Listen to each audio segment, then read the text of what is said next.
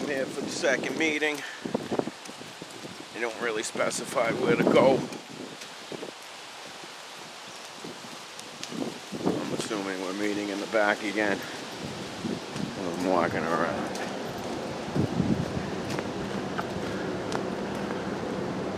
This is the old hospital. Currently the emergency we got going on right now. This is where we used to go, so this is still open.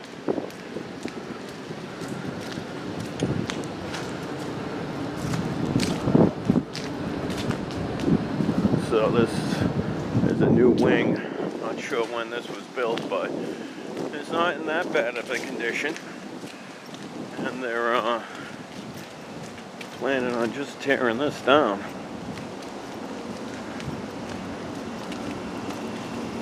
Oh.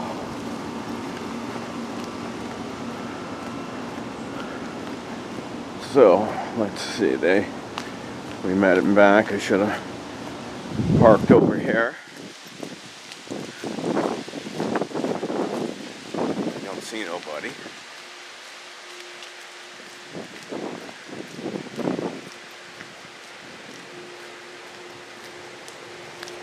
Oh, man.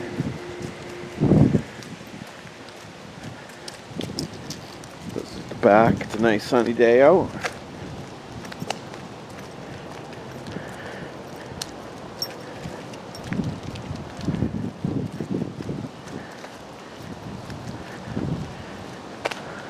Yes. There they are. They're in the back of a parking lot. It's like a little gang meeting they're having. But this is part 2 of the Fox Rock series. 600 units down here on this parking lot.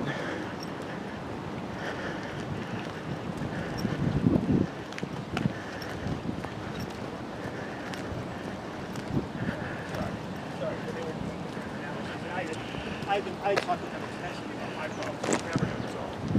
Hola. So what happens is that you find that because it's a granite underneath, infiltration doesn't always do the job. Yep. And you'll see that, for instance, one spot you can just see it is on Dimmock Street, right? You'll see the street.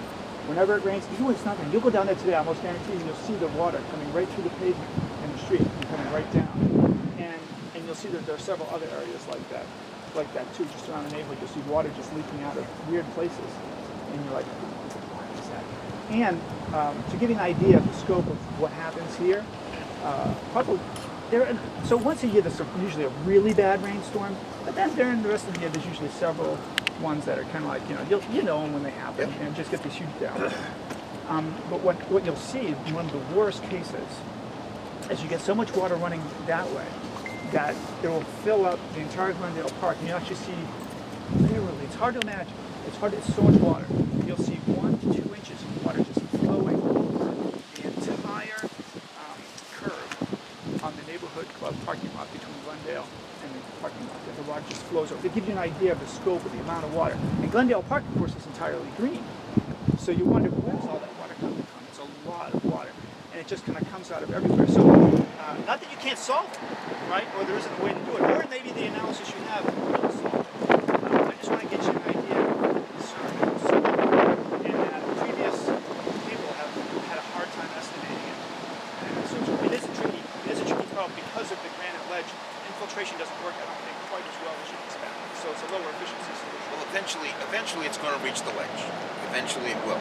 But by having the infiltration systems, it's going to get there a lot slower than just dumping off the sides like it is now. I mean, the system now isn't working at all. And so, eventually it will hit that ledge and it will run off. But it slows it down so that you won't see the peaks and as bigger flows coming off our site. I don't know if it's coming off other areas, but certainly from this site, we're going to hold it, contain it, and then it'll lead slowly, much slower than it does now. Yeah, I can't show everyone my pictures, so I'll just show them to you later. Yeah, just from the last give you my weekend's email. You can send them to me. That would be helpful. Yeah. For instance, there's the corner, right? Look. Oh well, okay. I don't want to drag everyone. We can go when we naturally work down to that end of the site. I can show you. Water's probably still running down. Comes down There is still It's water. like it just runs down there, after a few storms, and there's another spot just above Dimmock that it just all of a sudden from that hill it just runs down. So we have a lot of the water issues, that's for sure, in this particular neighborhood. And this is just going to add, maybe unless you can solve the problem. It won't add to it. I promise you, it will not add to it. It will help it. Yeah, I'd like to try to solve the problem. For me Yeah. specifically, I'd like to try to kind of make it better if possible. That's the goal. Why don't we go look at it? Yeah, I can't be more sincere in saying it is not going to get worse. It's going to get better. Can it all be solved? That I don't know. But it's going to be better than it is today, and I think significantly better. Question. When Yes. the water goes under the ground and seeps slowly, we're gonna see it probably in 6 months instead in 2 weeks gushing at one time. So the solving of the problem, it has to be going through drain or going through brooks, like we have the brooks down on Adams Street. That's the excess water from the houses around on the other area goes through the brooks. Because the way the property is now, the water that is hitting the pavement, it's not getting trapped in the catch basins to go into the drainage system. Some of that's just running right off, and that's getting into waterways. So once everything is going to be curbed, it's going to be contained and caught and then put into the drainage systems. It will be better. What if there's an outflow on that hill? All the water that you're putting in the drain could outflow, because I agree with those people. When we were walking, there seems to be an outflow, and they're all around the city. There's like 600 of them in the city. Don't know where 300 of them are. I've seen the water coming down. There's like a river. So if you connect to the sewer system, put more water in there, yes, it will take it off the top and it will flood it like that. I mean, there's no way that you can say that it's not going to get worse. You know what I'm saying? And you said it's going to get better. I mean, it is going to get worse. And the question is how it's don't make it really bad is what you have to do. I don't want to argue with you, but it doesn't make sense that it's going to get worse. There's going to be less pavement. The water's going to get held and infiltrate into the lawns and into the landscape areas. There's less pavement. It's basic hydrology. Less pavement, less runoff into infiltration. It slows it down. It's held there. It's the type of design that's used all over the state, country, everything. I mean, that's how you approach this type of problem. Now, we can't stop the rain. There's still going to be as much rain, but we can try to hold it, get it past the properties into the drainage system in the street so that it's taken away. We could put more green space up on the top of the hill and keep the water up on top of the hill instead of pushing it away. We're not pushing anything away. Well, I mean, it's the whole top is you really have to look at making more green space up at the top. There's not enough green space. I mean, right now this is a parking lot and this should be green space. I mean, I thought you were going to build one big building, but not 4 of them. And I'm just very confused. I mean, You're a smart guy. This shouldn't be that confusing to you. I've spoken with you before. I know you're a smart guy. I don't think I'm not a smart guy. I don't want to come off as a smart guy. I want to come off as a guy that lives on the bottom of a hill. Yeah. This is one project where I actually do live on the bottom of the hill. So if you drain it down at the bottom of the hill, it's going to get worse. The question is you got this thing for $12 million. Mayor Koch made an agreement for you guys to develop something, and it's up to you guys to make it smaller. Okay? It's way too big. And, please make it smaller. That's why we're up here. Does everyone want it smaller? I mean, is 600 units not ridiculous? I mean, it's like 4 decos. You want to put 4 decos up on Hospital Hill? I mean, that's just not fair, Chris. Well, I mean, right. And where's Chet Clem? I miss Chet. Is Chet still working with you guys? We're talking about 5 or 6 issues. Just take them at a time. So one, on the green space, the reason why we had the initial design was to maximize green space. It's over 50% green space. There's a park running the entire length of the property. Now that's a trade-off between where we put the building. So part of the conversation why we're up here is to talk about, okay, if you want a big park and 50% green space at the top of the hill, then that's what the current design accomplishes. But that required us to put buildings in a certain area. Now we're looking to move those based on feedback from the neighborhood. Now where the rainwater goes and the drainage is not reflective of the number of units up here. We're maximizing green space right now. Now if we want to talk about separately the number of units, I'm happy to do that. Let's do it in an auditorium where people are sitting down and comfortable. Let's use this time to talk about some of these site questions and some of the specific abutters that are here that are taking time off. We're trying to be respectful of that, walking the property. So I'm happy to talk to you offline about the number of units. We can have a larger conversation. We're having that conversation with HHNA. Let's walk the site. Let's answer specific questions. Tony raised some good ones, and then we can talk about that later. How about spray painting some lines where the setbacks are, so we can see where the setbacks. Side near Ernie's property. Yep. Carolyn's here and she's on that Okay. side. Can we Yeah, kind let's of go pick over up there. where we dropped off? sure. Yeah, and then we'll go Thanks, Justin. Words out of my mouth. I have a question. We started this whole conversation talking about the water issues here. Okay, and just something I think I heard is I think folks may be looking at this project as an opportunity to fix an issue that's been a neighborhood issue before you even, some of you before you were even born, okay?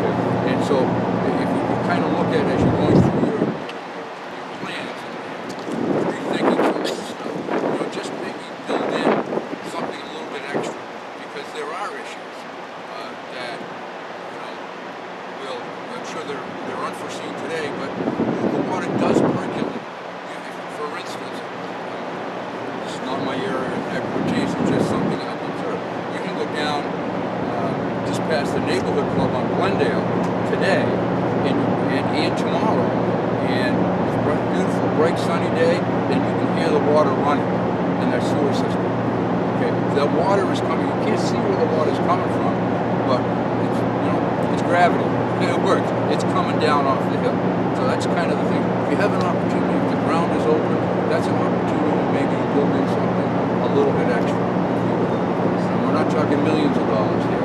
It's not a request, but just keep that in the back of your mind as you're going through these plans. And hey, as Tony said, this water is percolating. Endemic Street, it turns into a skating rink in the wintertime. Because today, some people who are on that Colonial Drive don't want to talk about that. And you have really these big drainage issues that you don't want to talk about too. Just to get it all in, we'll just go one thing at a time. I think, like Chris said, we'll just address each issue one at a time. We'll get the things that most people here are interested in first. I mean, I can hang around later to talk about my issues. Now, but you're important issues. Yeah, why don't we go over to Colonial and then we'll... Sure. Yeah, let's Because then you can start up where you left off, Chris. That sounds great. The Tonys anyway. Yeah, we're gonna actually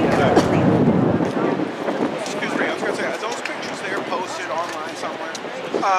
With the actual setbacks, because I can't find a picture anywhere that has the setbacks. Like the drawing you had last week, didn't that have setbacks? It does. They are listed on the plans. We have a civil plan that shows actual setbacks. This is more of a diagram, but if it's helpful to post the diagram, we can also post the diagram. Well, on the plans themselves, okay, you have like building A, part 1, building A, part 2. So there's no picture that actually shows like the whole building. And then it says like level 1, level 2, and there's nothing that's like for level 3, level 4. So are some levels the same? The first floor is typically unique. The second floor is unique, and then middle level is all replicas. So like 3, 4, and 5 is a 6-story building, and the 6-story would be different. Right, so if one floor isn't there, you can assume that it's identical to the last floor that I saw. Yeah, it should be clear. Well, like I'm saying, like with it would still be one bedroom, it would be like the same exact layout with the same amount of bedrooms upstairs, like there was no like legend that said, like, you know, this building, how many per floor? You know what I'm saying? Plans have the unit, the building unit count. You're correct by saying that there's not a full right parking. Well, like, is there like let's say Avalon on their buildings? They typically have one of them that's like a little bit bigger, and then other ones like a little bit smaller. Like, are all four of these buildings typically the same amount of units, or is there one building that's like sort of like the Avalon one, where it's a bigger building? Like that first building looks like it's a horseshoe. Could we stop right here? If you don't mind? Hello? You guys, just stop. It's Carolyn.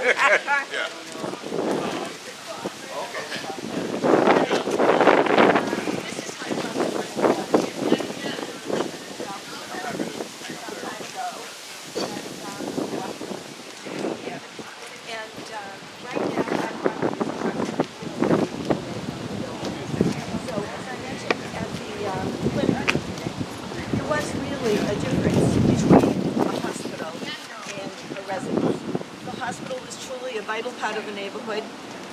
It was a company park. People went there. It was quiet at night. It was dark at night. This was a fire lane. Almost nobody used it. There was no parking here. And so we led quite a tranquil existence. As a matter of fact, now the Foxrock has taken over. The windows are all brightly lit at nighttime, a lot of them. So, I don't know, John, my husband says you're renting rooms or something. I don't know. I'm kidding. I'm kidding. Well, anything you can do to defray costs. I know. No, I'm kidding.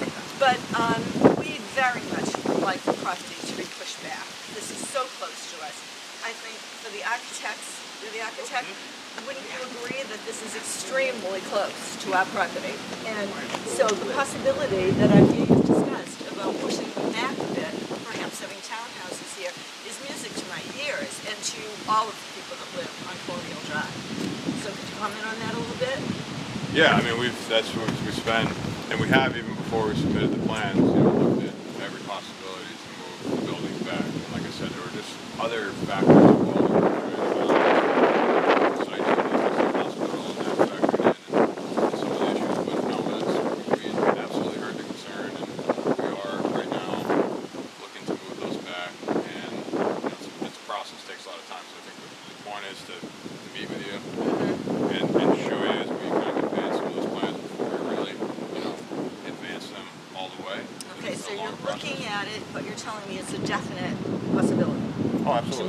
Yes. So that's your goal, to move them back? Yes.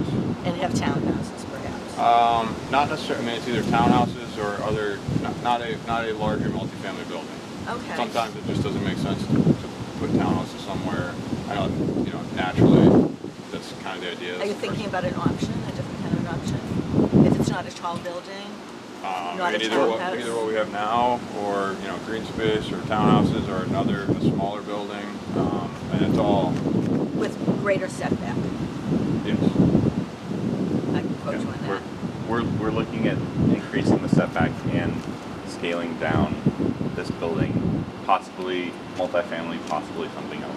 But just to speak to the original intent for why the mass was where it was, is we were trying to reuse the hospital basement to bury some of the parking, so that you didn't have the surface parking lot, to minimize some of the surface drainage issues that we just talked about. Right.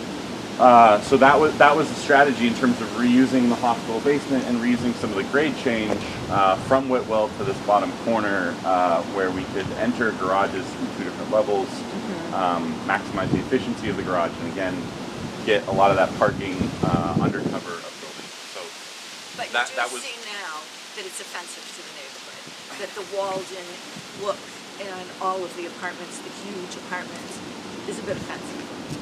Say yes. I think one thing that one thing that we didn't cover in the presentation, because we were trying to make the presentation the Red Sox were on, and also we want to give people an opportunity to speak, is these guys really did, you know, step the buildings back to break down them. It wasn't just, you know, 6 stories and there we were.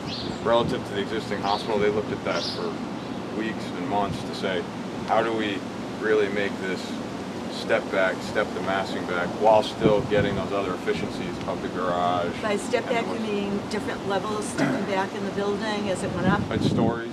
height. Okay, I Yeah, didn't so see so that. there was some pushing back as you got farther. So the first 2 floors I think were at 50 feet, and I think we pushed the floors 3 through 6 farther back. One other clarification we made last week's presentation didn't make it into the planning board presentation is the roof decks. And I know there was a lot of concern about roof decks and carrying into backyards. We had talked last week that in our plans we're showing a kind of 8-foot buffer along our roof decks that we plan as being vegetated and raised up, so people can't stand on the edge and look straight down. They're set back from the railing, offering you privacy and them privacy on the roof decks. So that was the intent at all roof deck locations. People weren't going to be on the railing looking down into your back. Okay. Now, this building, but still. we're gonna set back here. I understand that you still have concerns with the setback. Yeah. In the height of the building. And and how the high depth was of that it. in the design? How high is the building?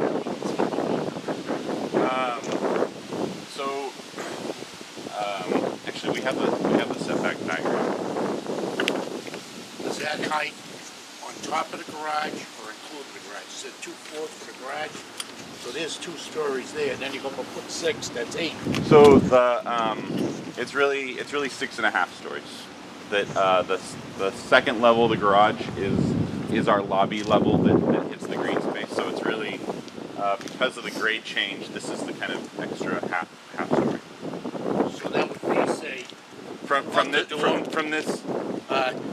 top of your second floor for the garage, being on the top of the door?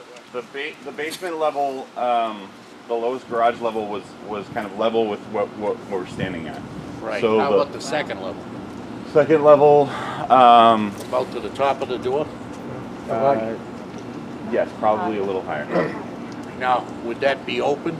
So when they come in the middle of the night, pulling their cars in, the light goes into my bedroom window? Or will that be a solid wall? So the intent was that the ramp down to the garage was an ingress only. So there would be no exiting No, I mean, headlights. in the garage In the garage itself, we were looking at a screening system. The intent isn't that it's completely open. So we won't, when they pull in here at night, we won't get the light shining in our window. I understand your concern, and we can work to avoid that. Well, we shouldn't because the building's not gonna be there, right? That's what you just said. I said we're studying options, and I hear Not your good concern. enough. Not I- good enough. There I was understand, never, we did not present, nor there's no 6.5 story building on the site. We put the garage underneath simply to unlock green space. That was it. Oh, And so that your concern you raised, and we heard it, and we wrote it down, and we looked at it, and we said there are benefits to using the existing foundation for civil and all those other reasons. Now that doesn't mean we need to build the building there, so we're looking to move it back. So yes, I can definitively tell you the building that we showed here in this location, in the current configuration, will not be there as constructed. Now we will seek to put a building here, but that's part of the process. We'll show that to you. We'll show you as that advances. But as we showed this building, yeah, we're just trying to look and say, what, as we're, this was, as you mentioned, this was a lot of work, and as we unravel one thing, it just I can understand yeah, that. so we're trying to. I mean, Chris, this side here is residential A. So, like, a good idea would be, like, up until the end of that thing, if you squared it off, conform the Res A rules. So keep it under 35 feet. And then if you want to build 6 stories, then you're building those next to you, not next to these people. I mean, I kind of feel the Res B people, you can put them closer over there. But where Res A is, this is Res A, and to have a huge building next to you in Res A is just so unfair. I mean, it's just... Yeah, we're working through it. This was one of the nicest streets in Quincy, Colonial Drive. I mean, it's... I'm telling you, when I moved from another town, another city, and when I was going to move to Quincy, the realtor said to me, "What do you want to move to Quincy for?" This was 30 years ago. And I said, "Well, you're married." And he said, "Well, if you could live on Adams Street near Puritan Drive or whatever, go ahead." And I came here, I saw the area, and I said, "This is where I'm moving." here we are today. I need your help. Yeah? You don't want to have to. Yeah, I don't want to have to. We've said this in a few meetings, and I just want to reiterate it. When we put this plan together, it was very nice. Everything that we did here would increase the value of homes here and the quality of life. Now, you're smirking, but relative to It's hard to see. relative to It's your a property. vacant hospital that's not being utilized, that has drainage issues, that has runoff issues, we looked at it and said it's a play. Okay, so and I mentioned this to you last week, a new Class A medical facility. We looked at that. That would be a massive problem for the neighborhood. Parking and driving cars, use. And the hospital neighbors would propose a 3-story parking garage. We would have to build an 8-story parking garage. Apples with oranges. Well, that's the No, truth. no, you really want to sit down around a table, we Okay, can talk we can about do it, that. because I think that you're your perceptions and your assumptions. So let's just do what you're gonna do The here, reality is, and a we can new sit down. parking structure, a new medical facility, or an 8-story parking garage. And So, again, we can talk about and so that. once, That is another topic. Why do we need a medical facility? why do we? Yeah, all we gotta do is just remodel this. So we looked at that as well. That was one of the things that we looked at. There was interest from users that were not hospitals, that were not the type of users that we necessarily wanted to go down that path with, that we didn't think the neighborhood would be happy with. And it's an outdated facility that goes nowhere. And so when we looked at it, we didn't think that it was the right thing for the site or for the neighborhood. You know, I just want to make sure, and I don't want to be offensive to you, because I feel like you guys were hoping you would do the right thing. But I think that one of the other things I said in the presentation was, I was hoping that you weren't looking at this hospital and saying, well, these neighbors aren't going to care, because look what they've been looking at for years.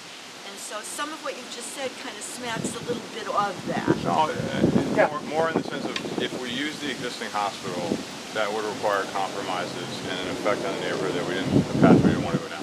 Where I was going with that was, in order to do what we think could be the best residential development in Quincy, that's our goal, and try to get 50% green space, because that was a big thing that came up through the PUD process last year, was open space, green space.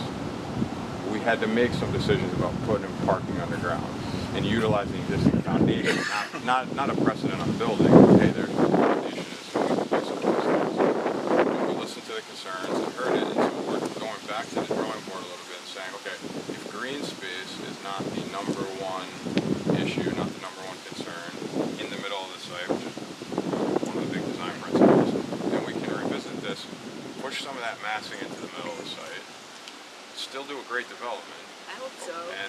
and take some of the buildings, the height away from your house, away from the neighborhood. You know, I'm sure that massive is a word that you use in development, but just the word itself is horrible. Yeah. I mean, it's like, I'd suggest you're not using it.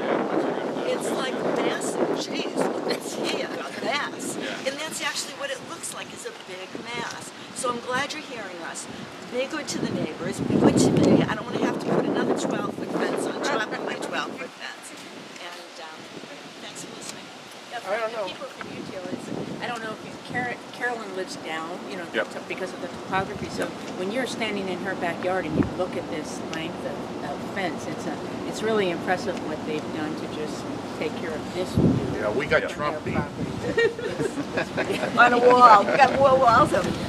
But anyway, I'm going to meet with Chris, so John and I, and we can talk a little bit more. But thanks. I appreciate it. These,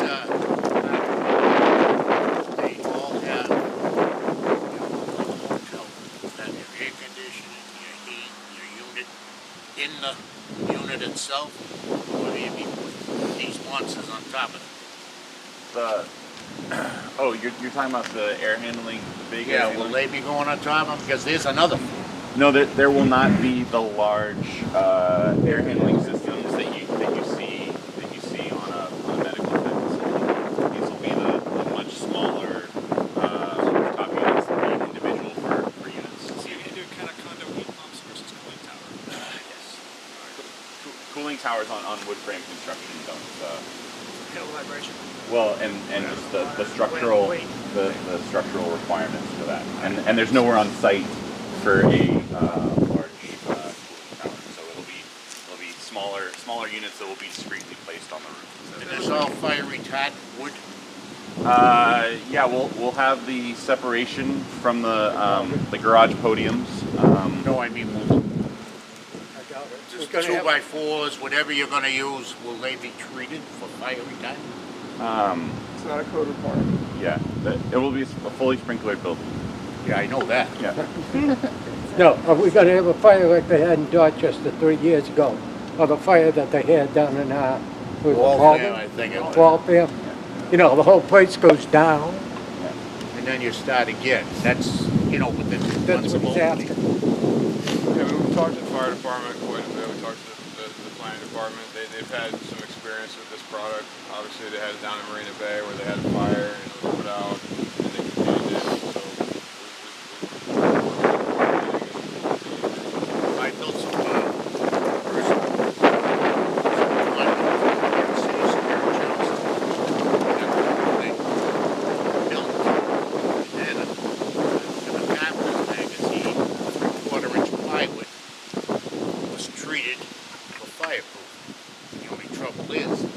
sun gets at it, too much heat, rots.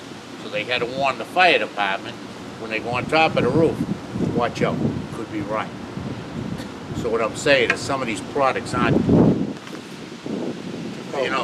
they're cold at the time, but they never went through. It's like the medicine you take. You don't know it doesn't work till it's dead. I don't know if the lady here that did the figures last week, or the gentleman that's here that answered them. The lady last week said the way she did her math, it was about 1,600 residents in this place. And the man answered her back, Mr. Real. There he is right right here. Yeah. there. There he is right Huh? there. Yeah, right here. You? Yeah. You said 800. Where do you get 800? She says 1,500. Well, she said over 2,000. So we No, looked at 1,500. So we looked. Because I did my math, and just from the article in the paper, I counted 568. One person rather. Right? So How do you come with 800 and someone comes with 1,500? So 1,500 is a lot more reasonable than the initial numbers we were talking about. I think. But yeah, exactly. So we have information on that from the census, from other multifamily buildings. We'll share those. We have a lot of information on the website. So happy to sit with you offline and talk about that. I can't figure out how you got 800. Seems like a lot of misinformation that we Huh? A lot of misinformation that Really? comes through to tone it down. That's Really? what I feel is because Are you the one that did the math? no. We have, I think it was John. Yeah. Well, even if you look at the 1,500, that's a huge number in this neighborhood. Really? And just this 2,700 area. is what we have now according to the census data. Another 1,500 neighbors is a lot of people. And especially if you look at this, they say, in the traffic study, a third of the people are going to take public transportation. So then you're going to have 500 people. And even if it's not 500, 400 people walking around trying to find a bus, trying to find the subway, they're going to go down the hill, they're going to walk to the neighborhood. So, those are the concerns with those kinds of numbers. It'd be great if it was 800 and it actually made sense. The 598 units with 800 people are going to put a lot of monks and nuns in here, Right. who aren't going to have partners. Yeah, I think there is a lot of misinformation. I think some of that, frankly, from the Hospital and Neighborhood Association, which took it upon themselves to do a traffic study.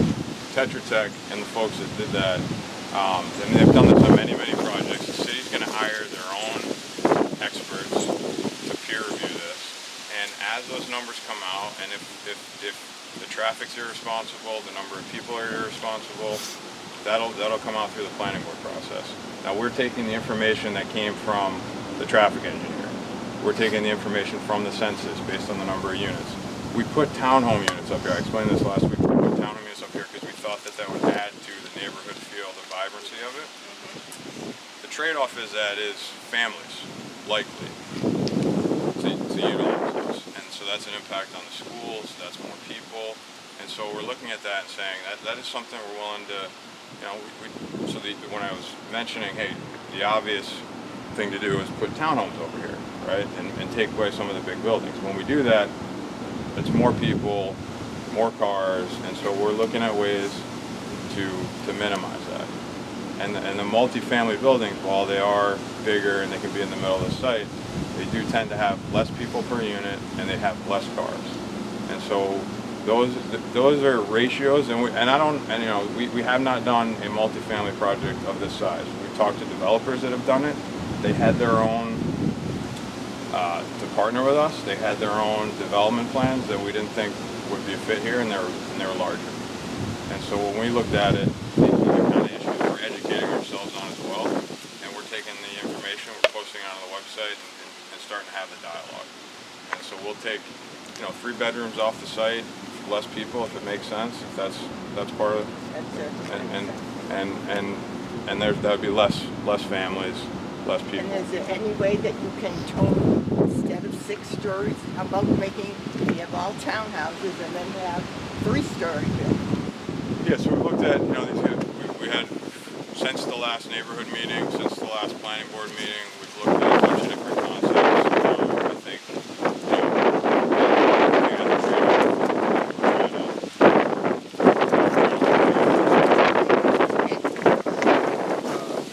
let's just set the record straight here, okay? Speaking for HHNA, I take great umbrage with you saying that we are responsible for all the miscommunication of the facts and figures on this. Okay, we are here to have a conversation, as you've said many times, as part of the process. And I respectfully ask you never to say that again. Well, Will, I think one thing I'd like to clarify before, you guys put in a lot of great work. I think what I said when I met with you and Ted was there are traffic engineers that are looking at the traffic. And so what I'd like to get to is a point where once the city hires their traffic engineer, and once we have that, we can give the information to everyone that is taking time out of their day, or taking time at night, or taking time on a Saturday to come to a meeting to say, this is what the city's traffic engineer says, and this is what Foxrock's traffic engineer says. But when people come to a meeting and there's numbers like 2,000 people thrown out, or there's a simulation for traffic that wasn't done by a traffic engineer, and people walk away from that saying, hey, this is what you're going to be living next to. We spent a lot of time and a lot of money to have experts do that, and we're going to spend additional money to have the city's experts do that. So you have absolutely every right, and we appreciate the education that you're providing on some of these issues, and we've had a productive dialogue.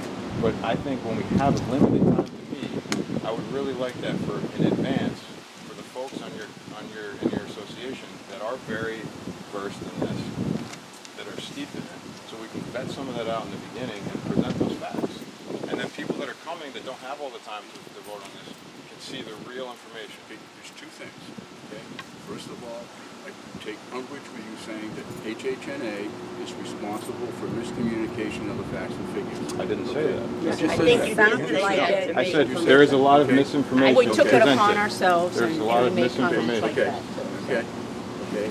And as we said in our meeting on August 8th, you got all our concerns. Okay? And we had no feedback from Foxrock with those concerns. And therefore, okay, and we can talk about email addresses that were incorrect, okay, but still, okay, there was an opportunity a couple of weeks there for us to get together, and it went by the boards. Okay? So now we're starting the process. So what we'd like to do, okay, is let's not inflame people by saying miscommunication, misinformation. Let's have a professional, serious conversation. That's what I'm asking. Right, so when people are here, but you can't say that. You can't say to somebody that in the middle of this meeting that HHNA is responsible for misinformation. Well, I can say when people leave the planning board meeting, they leave here thinking that there's any possibility that there'll be over 2,000 people living up here. That is misinformation. Okay? I'm not sure there's such There may be. You can argue that she might be wrong, but The point I made at the planning board was that the narrative and the information that was presented to the planning board was deficient. And if you went through the requirements and the information that was supposed to be included in that, the estimated population up here would have been in those documents. Now, I spoke with someone from UTL afterwards who was there at the meeting, and he acknowledged that. He He said, I understand. I question where your numbers are coming from. I said, yes, but my numbers are based on what I could get from that. And he agreed that what should have happened was in the materials that were presented to the city and to the population at large, that number should have been there with a reasonable explanation for the number. Okay. And I think that the So then that's concern what here the with the question people should have been, here. not a made up number. I- That's Chris's point. Well, it's not Is made when up. you- It's But- with accurate information, you have to make your own assessments. And the thing is, So we're when you in do that in a public Okay, setting, let's- that's public record. Right. And so then that has to get vetted as well. That's Chris's point. Yes, I understand. I guess what I'd say is there'd be That many. is a reasonable expectation. There'll be for us many. to come There'll to be you many with that planning board. There'll be many planning board meetings. You asked some great questions at the last meeting. Most of them related to civil. We have Rick Alfonso here, who's ready to answer those. I totally understand. Let's just get to the point. Well, I didn't mean to offend the HA tonight. What I'm saying is we have a limited amount of time where people are here, and I don't want to talking about numbers that on our side don't make sense here. The thing I think everybody should understand is the plan as submitted, correct me if I'm wrong, the plan as submitted on the 24th is not going to be the plan that's being moved ahead. Things are going to change. And when you change the design of a building, you move the number of units, it's going to, the setbacks, the massing, all of that's going to change. The number of people that are going to be here, all of that's going to be changed. And I think everybody understands that and will agree to it. So I don't think we need to talk about whether it's 1,500 or 2,200 right now, because that's all going to change. How it changes, we don't know. You guys don't know because you haven't gone through the design process, the redesign. So there are still some concerns that I think people want to express and move forward with, and then once that redesign, I think we'll get a view of that prior to any formal submission. I think that's what we'll say that, okay? So that's going to be another round that people are going to be able to have input to. Maybe we should just move along around the edge of the property. Yeah, let's get into the sunlight. And then we can address the issues. No, I understand what you're saying. I knew this in the first 5 minutes wasn't going to matter that much. So what's your name, my friend? Rick. Where were we talking before? You said we talked before. I have a horrible memory.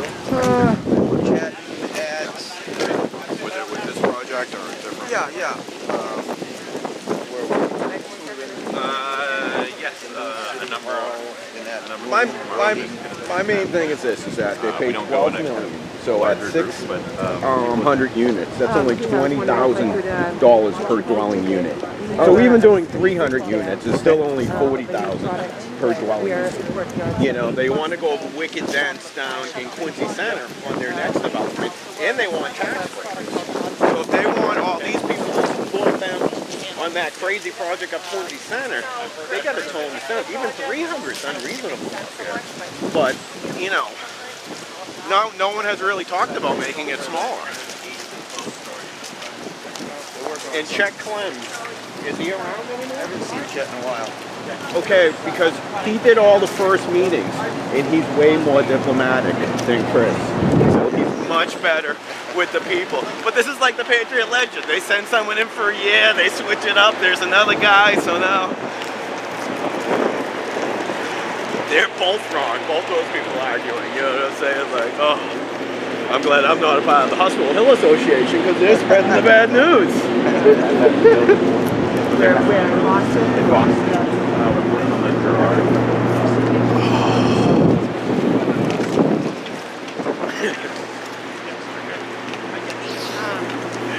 So like I said, ours is a little different. That's some other people making it quicker and sort of.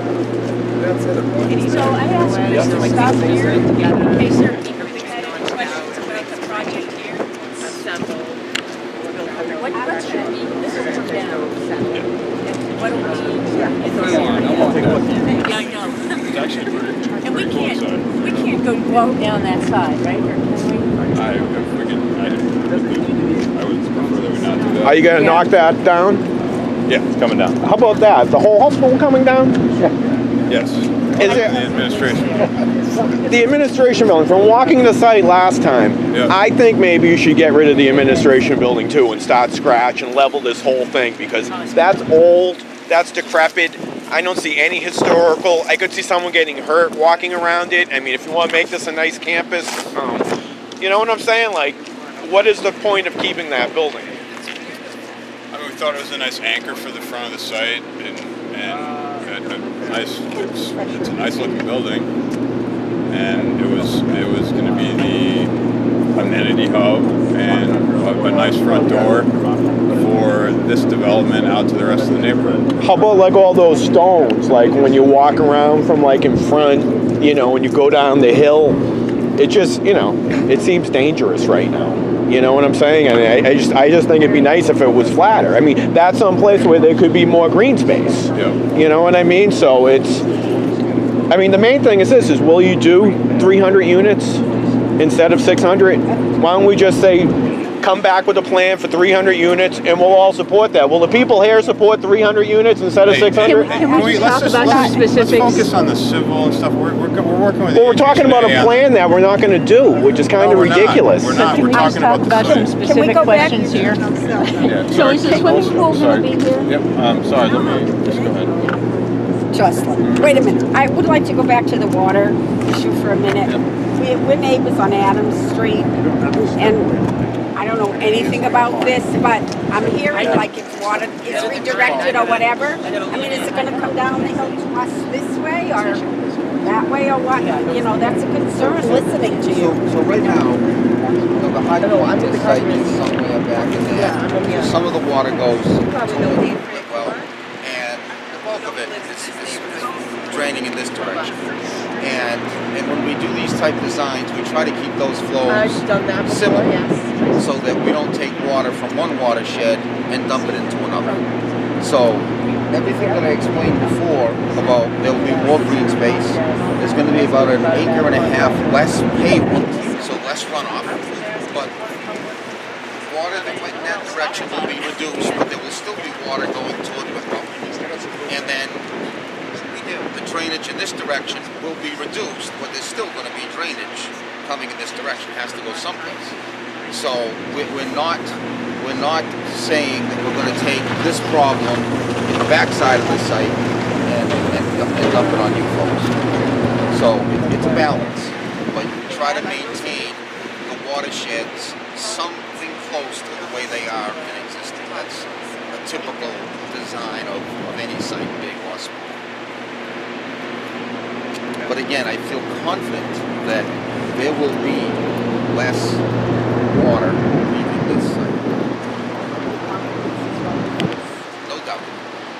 No doubt. And over a longer period of time. And over a longer period of time. The same amount of rain is falling on the site, but it's just taking, it's about getting as much time between it falling on the site and it getting to the drain.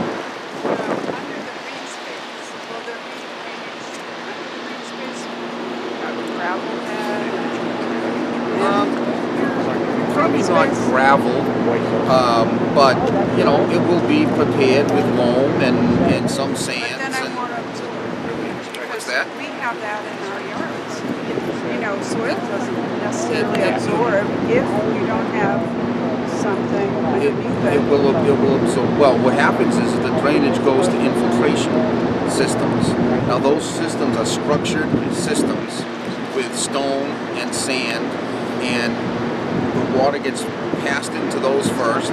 Some of it percolates very slowly into the ground. It may reach that ledge layer that's there and will follow the ledge at some point, but it will be slowed down getting there. And the geology suggests that if you're putting green space, you're going to knock things down, it's open. You could prepare it in a way that will absorb and not just stick soil. we can look more at that. I don't That's really see a need for that here. Just look at pure geology on top of the ground. You have to draw that water. It will. Well, It's certainly way more than what pavement does. There's less pavement. You know, so but you have an opportunity to actually prepare invest in ground sand and the right way. And we can look at some. Are you working with geologists? Yes. Then they should be advising. Oh, you're Yeah, right. I I know. know, right? With us, it's We we're doing what we think is right. I hear what you're saying. It's something we can look at. Now, was the pool going to be over here? Because there was somebody at the meeting, one of the neighbors who has some solar panels. That was one issue he had. The other was the pool, the location. Yeah, the pool location as submitted is probably, like I said, probably right around this delivery zone. But I would imagine the pool is going to change as part of this redesign. He lives right there, right? Yep. See the solar panels? See those? Yep. Yeah, I believe, pull up a setback drawing if people are curious, but I believe we're 70 feet back at this corner with the old building. Yes. So you can talk to him, right? He's one of those people that can't come to these meetings, Yep. so I just want to. So I don't imagine any scenario where we're putting more mass closer to this corner that would impact his solar panels. That was one issue. Yes. The other issue was the pool. Yes, Like and the pool is also moving. Now, he might change his And the mind if pool- you give him a year's membership in the pool or something. He can help the kids. You know if they're gonna have to drive any tiles around here? I don't know. Huh? We've done geotech testing. What? We've done geotech testing with a geotech engineer on the site, who's working on the site, who's worked on the site for 20, 30 years. So they're very familiar with soil profiles. Currently, we don't believe we're doing anything other than traditional spread footings and slab on grade. But our development plan is changing, so they're going to have to revisit that. But in what is currently submitted is all spread footings and slab on grade, which is traditional, conventional foundation construction, not deep foundations or any driving. What about throwing out rocks? Yeah, how about blasting? You got any blasting? We haven't. We're all on Yeah, granite any ledge. I'm blasting on the around top of here. the hill on granite ledge. We've got a French drain on the top of the hill. So this part of the site, this part of the neighborhood has layers of fill, 3 to 7 feet of fill across the site. Below that is what they call glacial till, which is very good bearing soil, which means, and they haven't found ledge in areas where we're needing foundations under the current plan. And so we don't anticipate at this point having to blast. There may be boulders that we find, but at this point we haven't found ledge where our building locations are. But that may change as we move the buildings around. Can I ask one question of the architect? I'm reluctant to ask because I'm afraid you'll get mad at me and design something awful in the back of my house. It's okay, Chris is busy somewhere else, so no one's going to get mad. But the design of the buildings, Yeah. I looked through your website with great interest because your buildings seem to me somewhat similar to you. I'm sure they're very different, but to me they seem similar. And I feel they're much more appropriate to a downtown setting than to a neighborhood setting. So I wondered if you'd given that any thought, because honestly, combined with Chris's massive and your square buildings, I feel like if you design something, and I'm older than you, you're younger, you probably think it's more exciting. Not appropriate But for the neighborhood. it's not self-costing. fitting. So it's just like I drive by, like for example, Dragon Plain, and I see the same building. I drive down to the center, I see the same building. This is a neighborhood, and if you could just incorporate some different designs, is that like possible for you to think about? It's just not what you do. No, it's definitely possible. We can talk about materials and Like those fiber cement panels. yeah, and fenestration and color. I think all those things And are. design, like not, I mean, a flat roof is like quite dreadful. I'm reluctant to even say it because you're liable to put keeps in the back of my house. But I still think that they would be better. I don't know. Listen, let me ask you this. We just came back from Newport, for example. It's quite an exaggeration, but driving through now, there were no flat buildings out of it. But I mean, I can't imagine, I'd like to live there. But you go by the mansions and you say, oh my God, look at this. This is where I want to be. I'd love to live next door.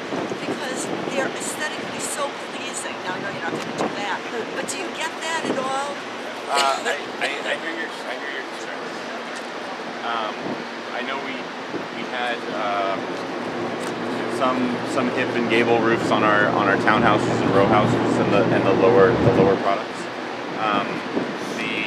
That gets a little trickier with 5 and 6 story buildings and not doing flat roofs, especially when there's concern from the neighbors about height and about shadow and light. But I do hear your concern about asking for more than a box. Yeah, this is what's downtown right now. You know, there's cement panels with some sort of brick-like material to try to get away from the massing effect, which I think is what, you know, but I forget the guy who was there for me too. Michael? Yeah, there. No problem. But so this is, you know, that's tall. Yep. That's what it looks like the design that we have presently. Is it true that no one's going to drive by that and say, hey, I wish I was. is it true that every corner you, every angle you make, you know, every little peak in the room, you know, when you get outside of your box or rectangle, it costs you money. Yeah, I mean, your design. the more, or is Foxrock keeping you to a square building because it costs more to design a You building? want to increase your budget. Yeah, I mean, these are all considerations that have to be made on any And project. it goes beyond just form. There's other functional concerns with rooftops in particular on buildings like this. As we kind of not particularly the rooftop. I know you're talking about the form Particularly of the building. the look of the building. We're going to be looking at that. The way the last one was Design designed. detail wants to submit to a professional organization for an award. That's what we'd like this to be. We'd like this to be state-of-the-art, top-of-the-line design that utilities are really so proud of that they're willing to put out there for national competition. And we've been looking at some of those periodicals, some of those national competitions for multi-family dwellings. And yeah, I mean, we're looking at something that's a higher budget maybe than Foxrock might have in mind, but that's what we're looking for. We're looking for something that people can drive by. That looks like a great design. We'd love to have that architectural firm, you know, work with us. I would be curious to see some of those precedents on 6-story multifamily buildings. Well, no, I'm not talking about 6-story. I'm not starting by saying it's got to be a 6-story Well, fine, building. a larger I'm saying maybe multifamily. 3-story because we're talking about not having 1,500 people because that's almost the same population. Yeah, so I agree. But stepping back, we agree with the aspirations of the project, and we want to deliver something that we feel is beautiful and that you feel is beautiful. And if you have precedents of projects that you've liked and want to send those to myself or Josh, I'm happy to take a look and try to incorporate some of those ideas where possible. If you could design something, right, and be satisfied with it, and bring it home and show it to your wife and say, would you like to live next to this? I don't realize my email. It's just Josh at Foxrock. Thank you. No, bring it home to your wife and say, would you like to live next door to this building? She says no, start again. So I don't ask her those questions. Is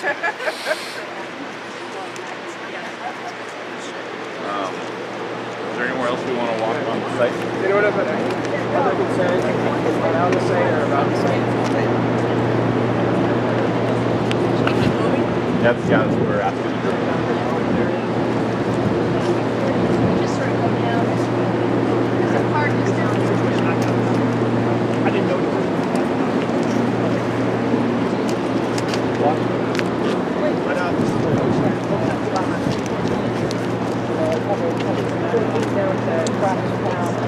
I don't know, like my question.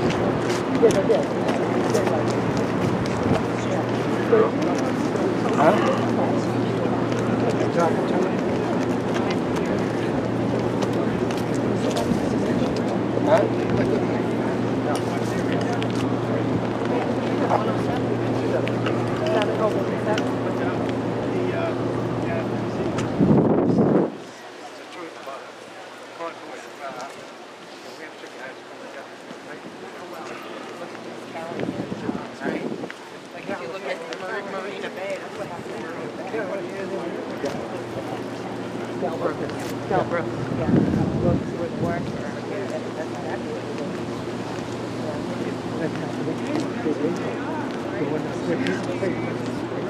It is, but I was supposed to summer another school.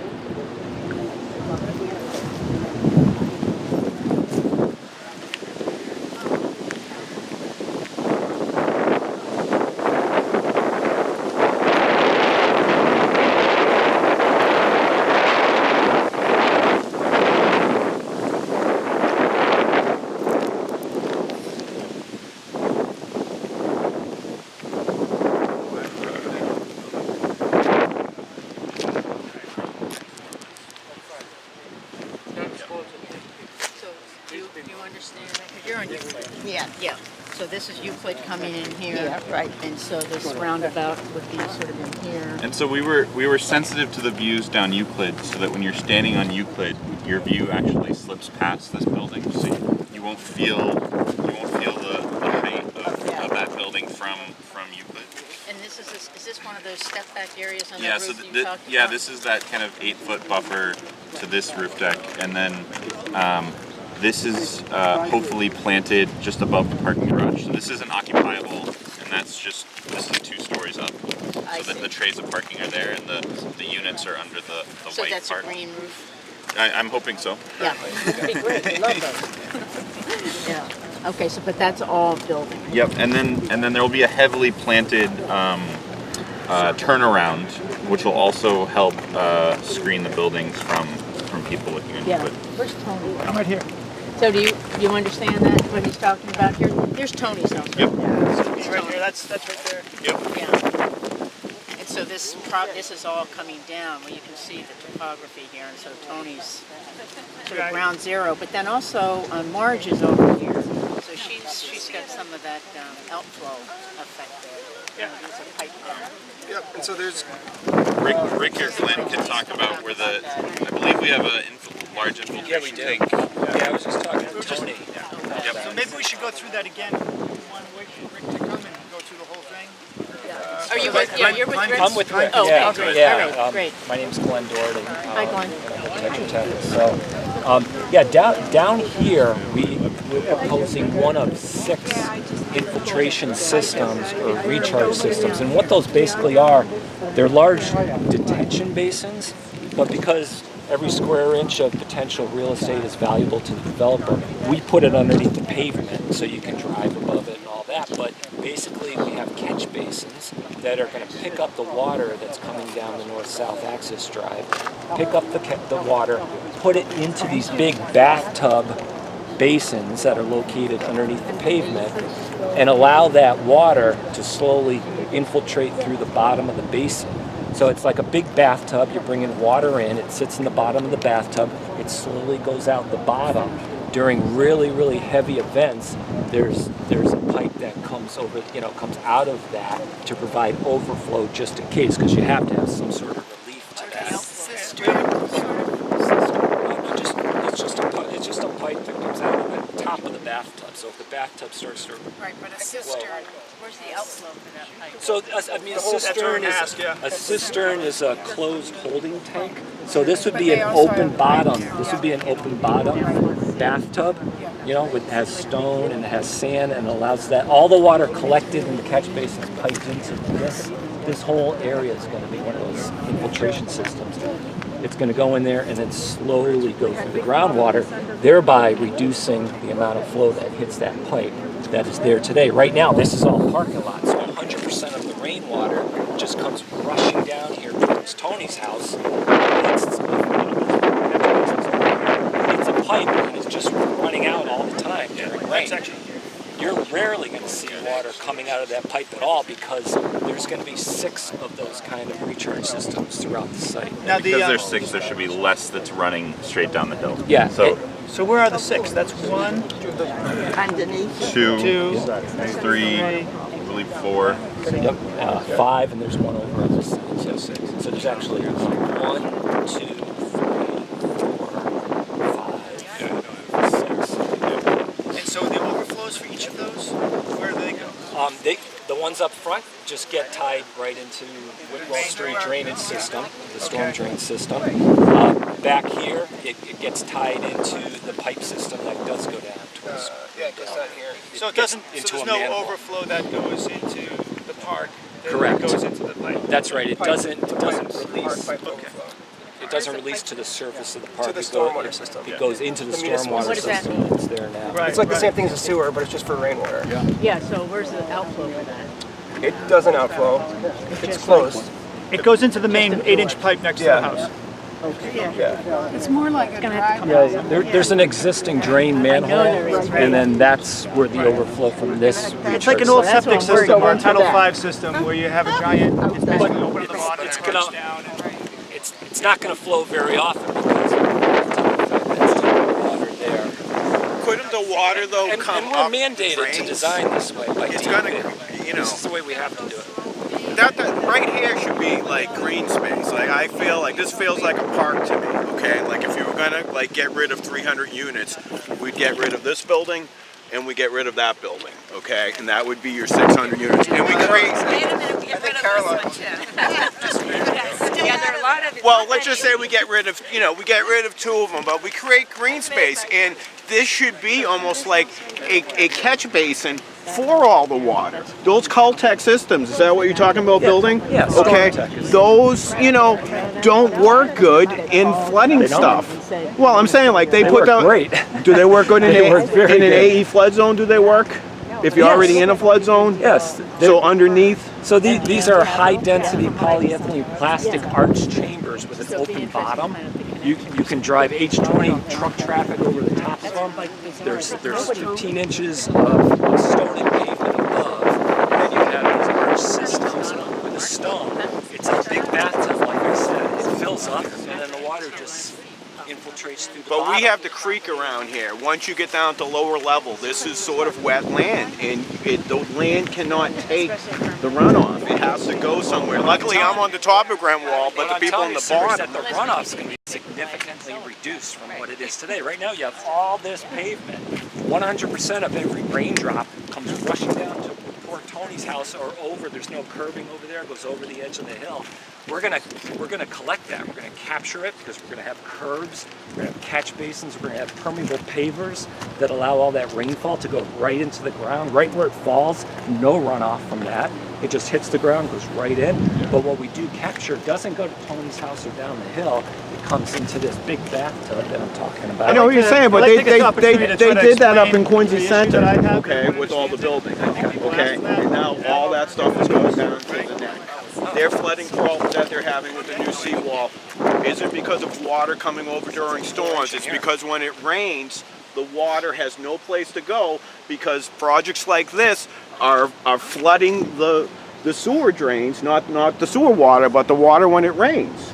I mean, they're going to have to replace I don't a know what's 6-inch happening pipe. over there and who the engineers were, but that's not going to happen. The whole point is to. Well, but it is going to make it worse for all of us. It's going to make our water when it rains on our street. It's not going to be able to go down quick enough because disagree. It's you're not going putting more. Yeah. I'm just suggesting that you take the water that you collect up here and you keep it up here. That's what we're doing. That's what we're doing. Exactly what we're doing. But you want to put it into the sewers. Only if it overflows and it's in the storm system, not the sewer system. Are there drains right now currently up here that they go into the sewers? So. Yeah, there's catch basins down here that get piped. I mean, like everyone was saying, this project at this density belongs in Quincy Center. Okay, and it's just confusing to try to figure out. Stormwater is irrelevant to the density of the project. The stormwater is the stormwater. No, but in Quincy Center, that extra stormwater isn't going to affect neighbors that live in that neighborhood. You're on top of a hill, you're going to collect water from that hill, and you're going to release it into the storm drains of the people that live lower. Millions of dollars working on the utility infrastructure in Quincy Center. We're spending a significant amount of dollars on the exact same thing that not affect the neighbors. Yeah, and just For the requirements respectfully, you're saying the extra stormwater. We're not having extra stormwater because we're reducing the amount of pavement, the amount of runoff by 1 2/3 acres. By virtue of that alone. But there's too much pavement already. Why? The city was able to do this because they own the hospital and the city could do whatever they wanted. The neighbors couldn't do anything. They said, we got sick people. You know what I'm saying? I mean, you could come up here and say, hey, we're just going to keep the soap. We're going to keep that open up and make it a giant sober house and scare everyone away. Okay, but that's not what we're here to do. We're here to make a much smaller project. You know what I'm saying? Like, I'm just confused on why, like, those are the same plans. Like, on the December 5th, we have another meeting at City Hall. That's currently scheduled. Okay. We're going to see a new plan. Will that be the day you revealed a new plan that you've done? We're working through that process right now. Part of the process today and last week, with our meeting with Will and Ted and HHNA, was to better understand some of your concerns and for us to have the opportunity to be able to talk about some of your concerns and just say, well, we've either addressed them already, which we feel like we have with stormwater, regardless of 200 units, 600 units, or 1,200 units. The stormwater calculations don't change. And so we're looking to continue that dialogue and listen to your feedback and, you know, Caroline's feedback, Jocelyn's feedback, Tony's feedback, everybody's feedback as part of this process. Well, next week, we going to be back here again next week looking at that same document, or are we going to have a better one? Can't we have at least a revised something? For the conversation. If we have something ready to show, we can show it, but I don't think we've addressed everyone's concerns and heard from everyone, and we're trying to talk about different things during different meetings. Last week we focused on architecture, this week we're focusing on civil and architecture. Next week we're going to talk about what we think is the right conversation, potentially it's traffic. And so it's part of the process is listening and not just constantly reacting, because if we constantly react, we're going to be moving things too quickly in the wrong direction. It's going to take some time to put the new plan together. You know, they're essentially starting over. To try to address these questions. Well, the key is to be more protective right here, where the residents A people live. I mean, you got to protect the people that paid money to buy Residence A property. Residence B is kind of rental property. So, I mean, you know, the people who buy things to rent, there's a lot of people that own these properties over here that don't even live here. But everyone that lives on the other side of the street, pretty much, no one's renting their house on Colonial Drive. There are people that live there. I live on Grenwell Road. No one's renting. Everybody lives there. I think I've heard all morning they're going to make changes along that property line. Is it possible for us to, I'd like to, while we have the chance, I'd like to actually describe kind of the issues with the water. Okay. Okay. Thanks. So, thanks for coming out and taking the time to listen to the issues with the water. So we just had a time to go over it, but I'd like everyone to understand what it is. So what happens is I'm right here, that house right there, and just by looking around you can see that everything kind of flows down to that area. Yep. It's a natural flow and a natural low point, kind of a little bit of a gap in the hill where the water kind of aligns itself and flows down. I think it's also going to be a place where people flow to. Water first. So what happens is there's an 8-inch main, there's an easement from the property. It's 10 foot from my property line. It goes right down parallel to the house.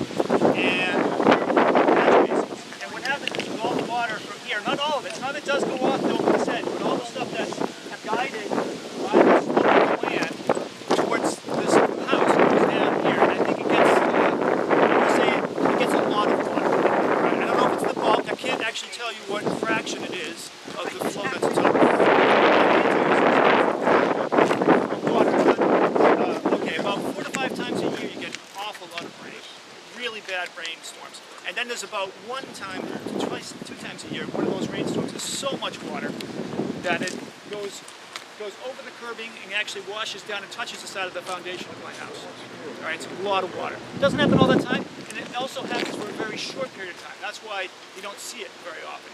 Because these storms, that condition happens for like 15 minutes, right, or 20 minutes. It's fast, but it's a lot of water. I don't doubt anything you're saying. All right, and so once or twice a year, that actually, whatever the conditions are, and I can't say exactly what they are, the water builds up, goes over, it's running. You'll see the berm when we walk down there.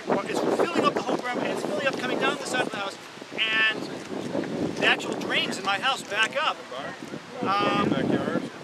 I'm not exactly sure the mechanism, exactly how that's all piped. It could be my house is old enough that the difference between sewer and storm drains is mixed up.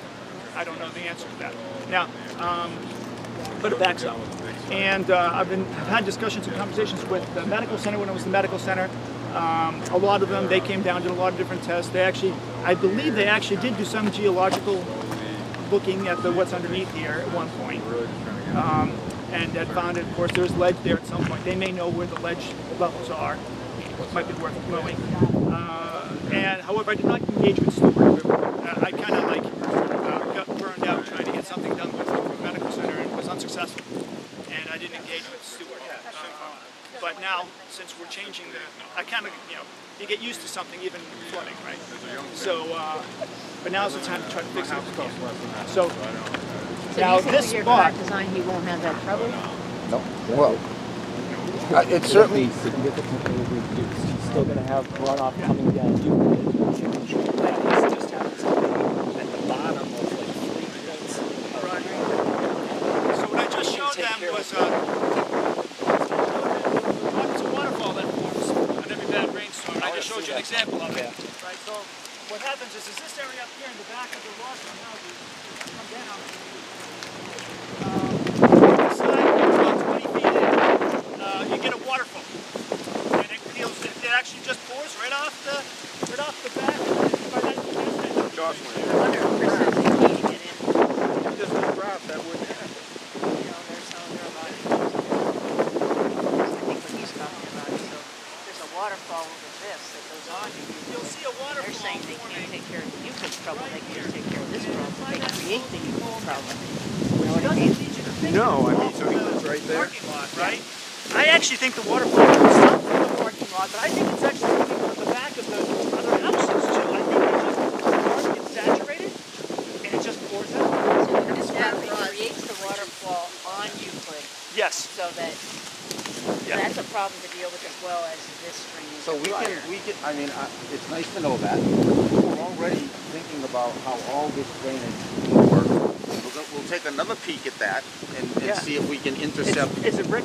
No, you're Rick. I'm Rick, that's fine. I showed Glenn the waterfall from this weekend. Yeah, just right there. You can see it's pouring right there. There's a trench and there's a catch basin right there, but it just walks. It's like it's not even there. It just goes right across and flows up. And the reason being is that the water, this tiered parking lot, it has nowhere to go, so it's broken through and caused erosion. Yeah, you can see it, right? So much of it is. Yeah, that parking lot begun, with the design, that is graded in a different way to redirect the water away from you to the property so it can get picked up by the storm drain system. Yeah, so that would be the evaluation that I'd like you guys to try to do, which is how much does it come from the parking lot? How much does it come from kind of that area over there beyond the parking lot? It looks like a lot's coming from the parking lot. Yeah. So then, so let me say this. So what the plan is? It does come down Roslyn. Yeah, now it comes down Rosalind, it comes down Euclid, and it comes as a sheet. You'll actually see like an inch during a storm here. This is just a sheet of water coming down, and you can see the leaves washed away on the curb, on the top of the sidewalk there. All right, that's because the water washes them away, right? And even if I clear out the catch basins, the leaves just plug it right up, and it doesn't matter. It'll build right up. And then of course what happens is you can see the side of the house, the wooden fence and stuff. The water will go right over the curb at with those really bad storms. It'll fill up this entire berm, go right over into there, and it will actually come right over and go right down the side of the foundation of the house. Those are the really bad ones. It only lasts for a short period of time. So can I say what we're planning is, now that this situation will get fixed, there's not going to be any parking lot there anymore. All the drainage from well, at least in the plan that we have now, it's like all of that drainage is going back toward the drive that comes. Going back to this catch basin right here. Right. As you come in from here, it's going to come up to a certain grade, and then that courtyard, that turnaround, cul-de-sac, whatever you want to call it, the architecture. Drive court. What is it? Drive court. That does sound fancy. Once you get up to the drive court, then it goes back down again, so that all the water that comes off the site, it doesn't get in catch basins and into the infiltration systems. Yeah. Gets trapped in that drive court, into the permeable pavers, into the catch basins we have up there, into the infiltration systems. You're not going to see any more water coming this way. It sounds wonderful. That the only question, and you guys can answer better than I can, is what's the risk that we don't get the size right and it overflows and the system can't handle it? We'll mechanical side. Well, then blame that on Glenn. Yeah, but have you, excuse me, have you ever had water coming out of your toilet or out of your drains So in your once or house? twice a year, there's a basement, there's a bathroom in the basement, and when this gets bad, once or twice it backs up into the toilet in the shower. So do you ever? Matter of fact, the previous owner water I've come out now of the realized toilet? actually took the entire basement, and on the inside, you know that white hydraulic paint that they sell? Yeah. Right? I didn't realize it when I bought the house. They painted all the walls in the basement with that paint. Now why? I think we know why. Yeah. Right? Well, I mean, the way your house is now, I mean, you're right at the drain in the bottom of the bathtub. It's coming from every single direction. Right. And now, this has got to be the biggest flow coming from. This has got to be the biggest.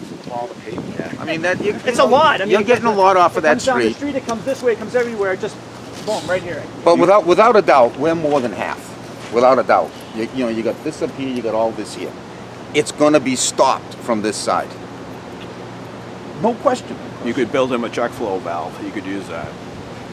I don't think he needs a check. Maybe you need a check flow valve that way. You won't need a check flow valve this way. No question, Tom. Now, what about the other issue with when it backs up though into the house? Does that tell me that the 8-inch pipe might not be sufficient? I think if you're just getting overwhelmed with too much water, that the 8-inch pipe, if you went to a slightly bigger pipe, it might be able to more effectively. I know you guys were cause worried flow. about saying, hey, we don't want to disturb the neighbors and we don't want to disturb that pipe. I'm okay disturbing the pipe because I'd love to. If it's going to make the problem go away, I'm okay. You guys can take all the wood part right there. I'd rather have the water fixed up. The reason the 8-inch pipe works is because we're holding so much water back. We're infiltrating, we're trapping all the water.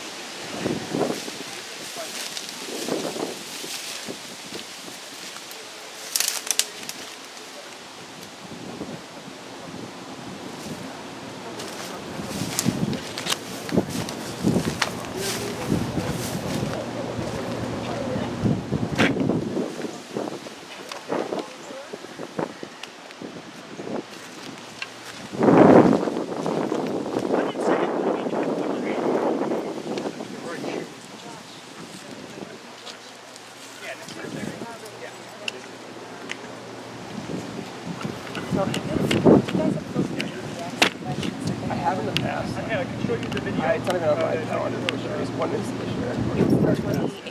Okay. And yeah, we actually do have an exhibit there about Johnson steel. So we're actually going to have like a display of it built, and like a lot of information and some of the experts on it and stuff like that. I'll email you an invite. Yeah. All right, great.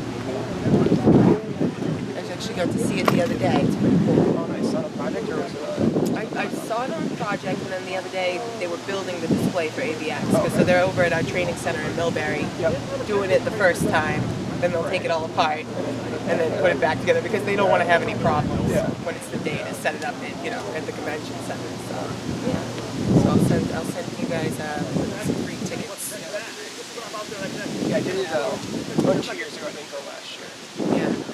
Yeah, I don't think I went last year either. Yeah, it's usually pretty good though, and it's gotten better. Yeah, it's interesting. Yeah. There's a lot of neat stuff there. The system set up is I just want you guys to know that you can't.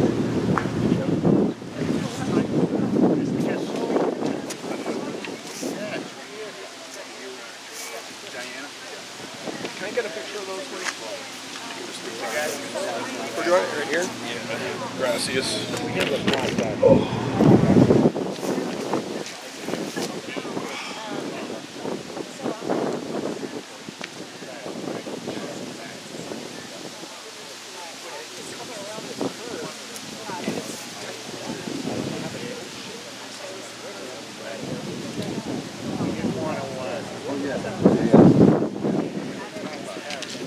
Shadow.